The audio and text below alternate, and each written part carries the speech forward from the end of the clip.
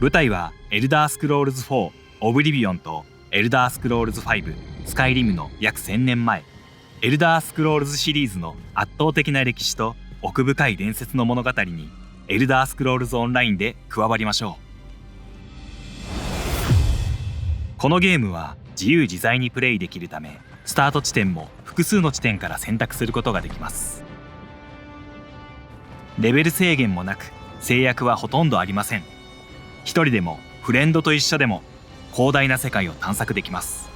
好きな場所やストーリーを選んで始めてみましょう。覇権を争う3つの同盟の首都、魔法研究の聖地サマーセット、カジートの領域エルスウェア、ダークエルフの故郷モローウィンド、凍りついた北のスカイリム、果てなき沼のブラックマーシュ、どこも冒険に満ち溢れています。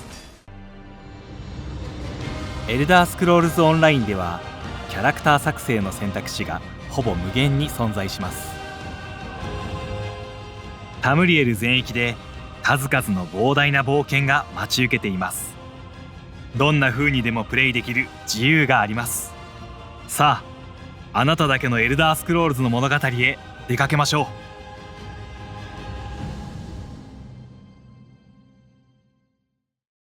Greetings, everyone. Welcome to the show. I know you're all excited to see the amazing things we have coming up this year, but before we get started, I'd like to take a minute and just talk about the video you just saw. It was a brief description of some of the basic systems of ESO, but the game itself is so much more than that. And I really mean it. ESO is just as much a virtual world as it is a game. As over 20 million of you know, it's part of your lives. Over the last 2 years, we know that so many of you found some temporary respite from the world by spending time in Tamriel. We're so proud and so humbled to help, even in this small way. Everyone at ZeniMax Online is continually reminded that we make the game, but you make it awesome. That's why I want to take a minute to welcome you. Those of you who have been with us from the beginning, those of you who have joined us recently, and the many new players who are looking for a new fantasy virtual world to call home. Welcome to you all. Those new to the game will quickly find that ESO's greatest strength is providing so many different ways to live your virtual life in Tamriel. Solo, group co-op, PvP, crafting, decorating your home, chatting with friends, it's all there. We've got a ton of new things to share with you in today's show. For starters, this year-long adventure will be a return to our storytelling roots. Instead of another Daedric invasion story, 2022 will feature a tale of political intrigue and subterfuge unfolding in a location you have never seen before in an Elder Scrolls game. Ever. And with that, I'd like to turn it over to my good friend Pete Hines, who is on set and ready to go.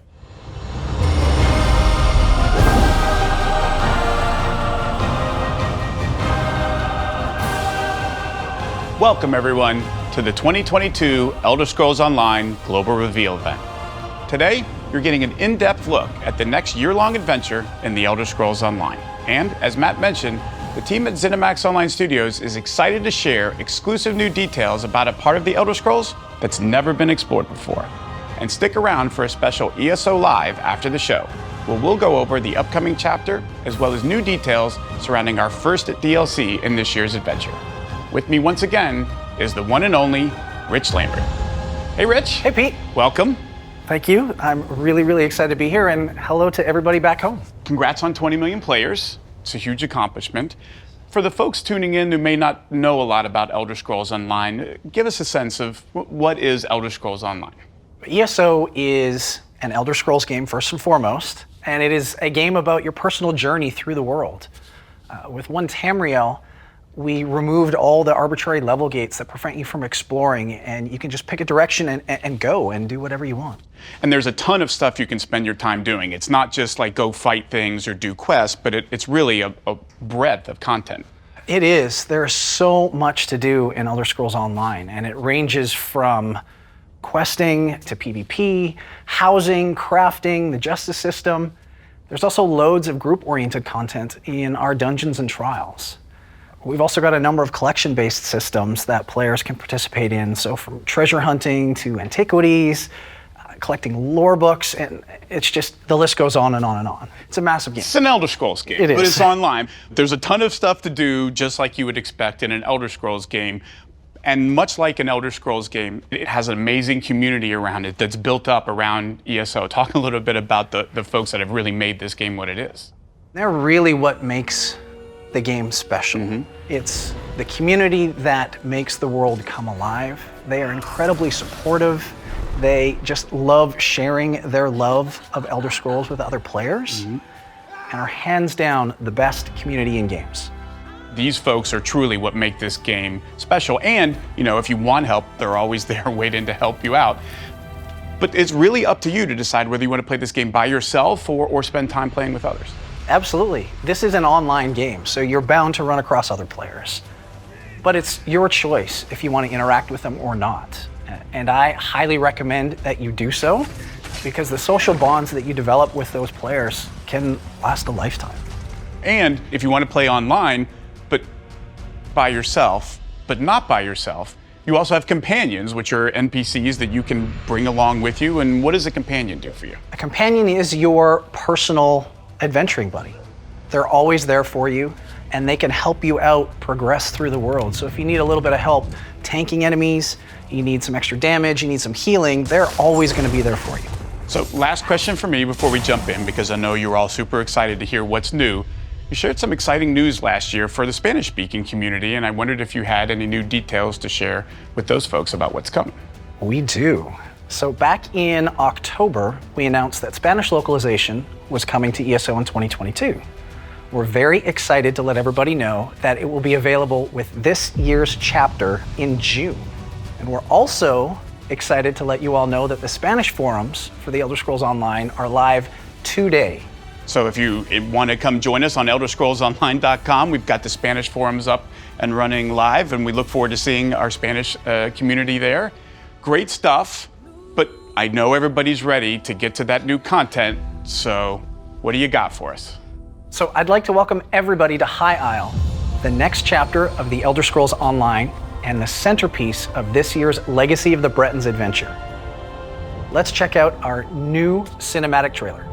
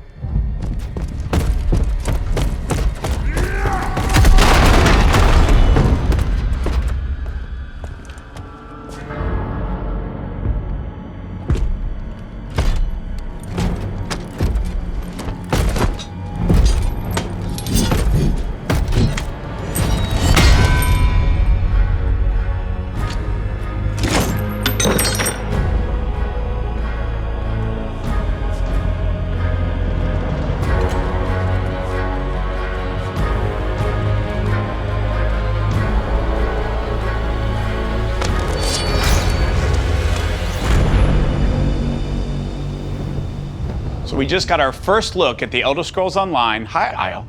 Rich, give us a little background on this year's adventure. This year's adventure is called Legacy of the Bretons, and our focus is on exploring Breton lore and culture. It's a story that's being told over 4 major updates this year, and as Matt said earlier, we're kind of going back to our roots in terms of storytelling. This is going to feel like a classic Elder Scrolls game. The Bretons are this traditional medieval feudal society with knights, noble houses, and of course all the politics that surround that. Politics. Our fans love politics, Rich. Especially in the Elder Scrolls, at least. So for those familiar with Tamriel in the second area, or maybe not, talk a little bit about the Three Banners War and where it's left Tamriel. Sure, so the Three Banners War is currently raging throughout Tamriel, and it has left the land fractured, with all the factions vying for power over Cyrodiil and the Imperial City. And this year-long story is focused on a dream to end that war. It's gonna be an adventure.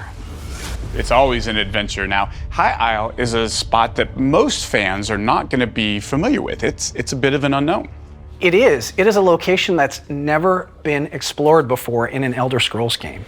High Isle is one of the 4 islands in the Sisters Archipelago, which is an island chain located far to the southwest of Daggerfall and northwest of Somerset, and has only ever been documented by a single map in Redguard. And it's really, really exciting for us to be able to do something completely different this year, completely new, and we can't wait to share it with everybody. Now, we're focused on the Bretons this year. Tell us a little bit more about the Bretons and their culture. What can we expect to learn in this year's adventure? When you go to High Isle, you are going to see that this is the epitome of Breton culture. This is feudal, medieval castles and tournament grounds. This is a resort destination for Tamriel's wealthy. And as it's far removed from the mainland, it's a bit of a safe haven and therefore a perfect location for secret peace talks between the Alliance delegates. And these peace talks are being hosted by the Society of the Steadfast, which is a new faction led by an extremely wealthy noble in High Isle named Baron Vaquero. And of course, this is an Elder Scrolls story. So of course, there are groups out there who stand to profit and gain power due to the war. So any hint of peace talks could quickly result in an opposition and sabotage. Do we know who's behind preventing these peace talks? We do. So there are whispers of a secret society named the Ascendant Order who threaten to ruin the peace talks. They're led by the Ascendant Lord, and I'm going to leave the rest up to the players to figure out. Ooh, cliffhanger. Now, it's been a while since Zoss had the opportunity to create and add completely new elements to the Elder Scrolls, so this has to be exciting for you. It is amazing. It's fun to go back and re-envision content, but conceptualizing an entire region from scratch is daunting. So who better to talk about that than our art director, CJ Greb, and he's going to walk us through it. Hi, everyone. As always, it's very exciting to be part of creating a brand new Elder Scrolls story. This time, it's the Sisters Archipelago, and it's especially exciting to get to build a little known and never before explored corner of the Elder Scrolls world. Our concept team began finding inspiration for the island's look from the beautiful windswept shores of the Mediterranean. We see stunning waterfalls, imposing cliffs, and oceanside beaches that one would find scattering the coast of the Mediterranean Sea. The landscape highlights the natural beauty of the island, but their civilization as well. Our team knew how important such an edition of the world could be to the deep history and lore of the Bretons, and how important that would be to so many fans of Elder Scrolls. We leaned into the architectural and cultural traditions from medieval and feudal Europe, knowing this could be blended into our established Breton designs from the base game. The dense city streets of Gonfalon Bay and the idyllic coastal palace of Castle Navir are prime examples of the imposing Breton structures and hidden underground catacombs born from that work. Players will also find medieval fanfare and splendor on the tournament grounds where nobility and commoner alike enjoy festivities. The nobles treat High Isle like a resort, and that's reflected in the way the nobles dress. High Isle elite always dress in their finest, projecting their status as not only the leaders of the great family houses, but their barely hidden ambitions to command the archipelago with total power. All of this pomp and circumstance gave us the opportunity to return to the classic medieval armor and attire so distinct of the Breton style: plate armor, tabards, and heraldry. The beauty of High Isle shines like a beacon to the rest of Tamriel, but it can't all be sandy beaches and sunflowers. The dark side of High Isle's success lies directly to the north. There, across the water, you'll find the dense, deadly jungle island of Amanos. This area serves as a prison for criminals and dissidents deemed unworthy of High Isle. Once inside, there are no guards, no law, and little chance of escape. Good luck. There's more than 2 locations that players can look forward to, as the Sisters Archipelago is an island chain players will get to explore throughout the year.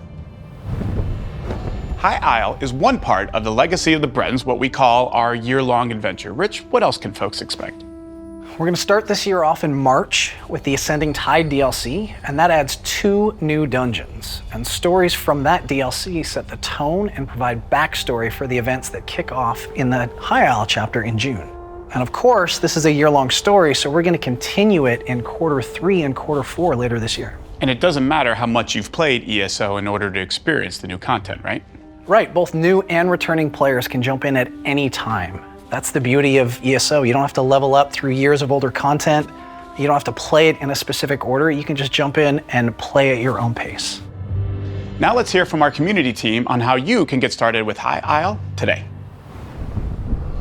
Hey everyone, we're here to let you know that starting right now, you can pre-purchase the Elder Scrolls Online High Isle for all platforms.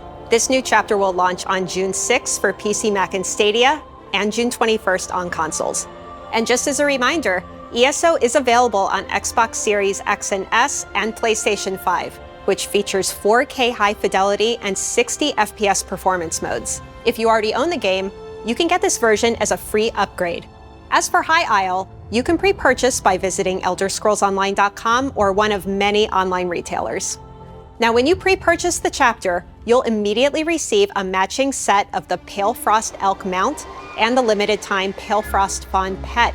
Though keep in mind, the pet is only available if you pre-purchase now through April 4th. We have a few different ways to hop in and start your adventure in ESO. And if you're wondering which version is right for you, well, we're here to break it down.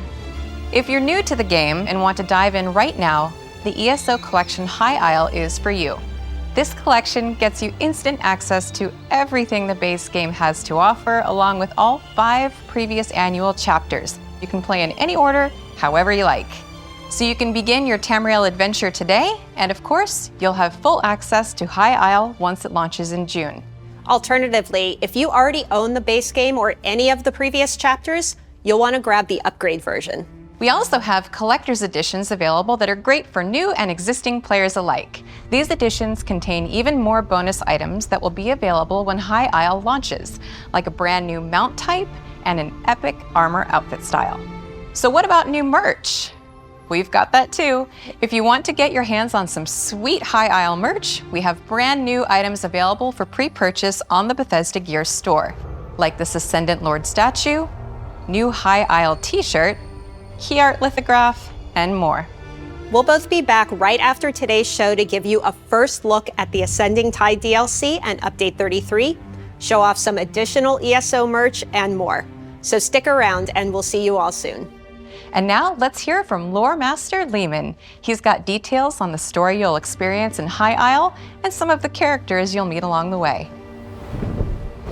Hey gang, I am so psyched to be part of the team bringing a brand new story and new setting to the world of Elder Scrolls.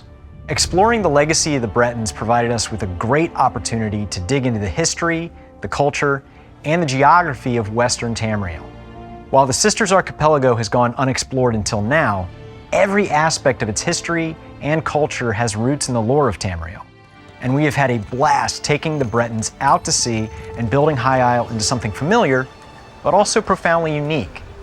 To begin, let's touch on who the Bretons are. They're a fascinating race with a really complex history that hasn't really been touched on in previous Elder Scrolls adventures. The Bretons are a hybrid race, the descendants of both humans and elves, which gives them a unique perspective on Nirn's oldest feud, the conflict between men and Mer. It's a lot more than just knights in shining armor. One of the most distinctive parts of Breton culture is how it's organized. High Isle is an openly feudal society that has a lot in common with the European-style feudalism we see in the mid to late Middle Ages. Peasants and sailors labor at the bottom, while nobles engage in an endless dance of palace intrigues, political marriages, and shifting alliances at the top. In the throne rooms of High Rock and the Sisters' Isles, ruthlessness can be a virtue, so watch your back. It's not all sinister plotting and knives in the dark, though. The high romance of Arthurian legend has a place here, too. Many Breton nobles are stuck navigating court conspiracies, sure, but others, the shining knights of old, set out on grand quests for adventure and glory. And there's plenty of glory to be found in the wilds of High Isle and Amanos. You won't do it alone, though. A few of our favorite ESO characters from High Rock and elsewhere are returning to lend a hand. Jakarn, professional thief and raconteur, and Captain Zaji, the Khajiit captain of the Perfect Pounce, will both help you untangle the plots of the Ascendant Order.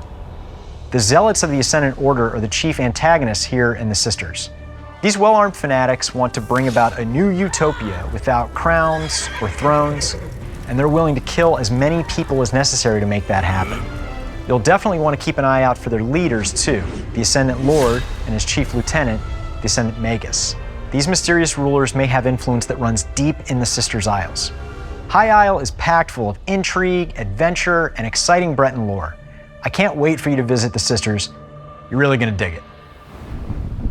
We've discussed the upcoming story and location for our High Isle, but we have a new game system coming with this chapter as well, and I've been waiting this whole time to talk about it because it features something I love. It's a collectible card game. You're right, and we're calling this new system Tales of Tribute. It's a collectible card game that is played entirely within ESO. This is something I've always wanted to see come to ESO, and I'm super excited we're finally able to add it. So how will Tales of Tribute be integrated into the game? Like, am I playing it wherever I want? Is it certain situations? How does this work? You're generally going to be able to play it anywhere. You'll find it in taverns throughout Tamriel. You can also just go up to somebody and challenge them directly, or you can find a match in the group UI. And in addition, there is a storyline that you could advance by challenging certain NPCs throughout the world, or you can play against other players as it has its own ranking system as well.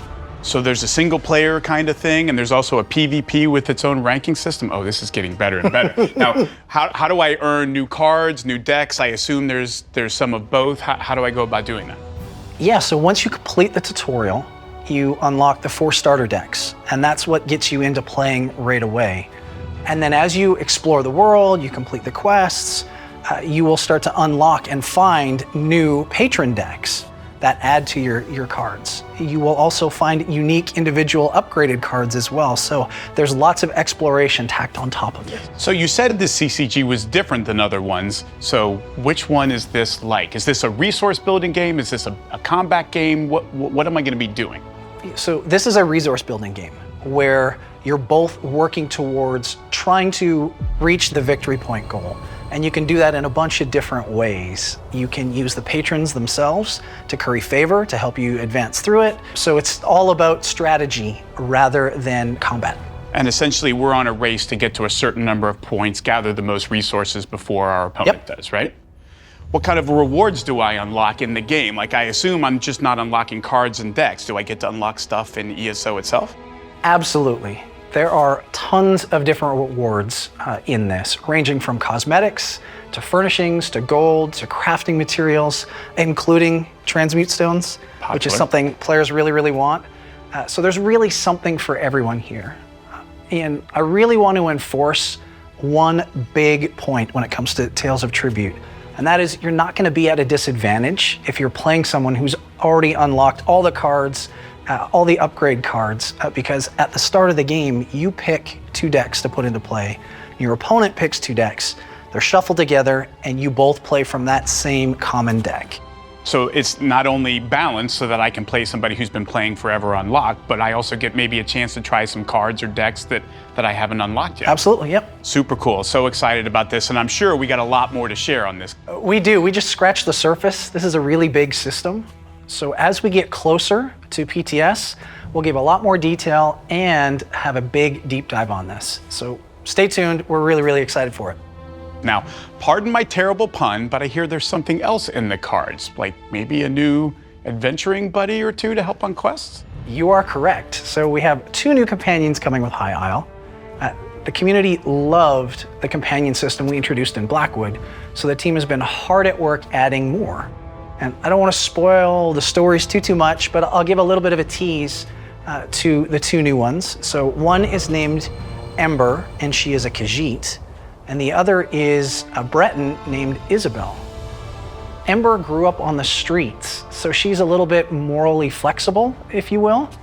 She's clever, she's a bit wild, she has a knack for magic, whereas Isabel, on the other hand, is an aspiring knight who leans towards the honorable ideal. She's not preachy, lecturing, or stiff, though. She just really wants to do right by players. It sounds amazing. Can't wait to have a new adventuring buddy as we explore the next chapter. Now, before you go, is there anything else? Yeah, there's tons more info to share with you all. I just want to thank the community. We wouldn't be able to do this without them. And I also want to take a moment to recognize the team back home. Everybody at home working on ESO.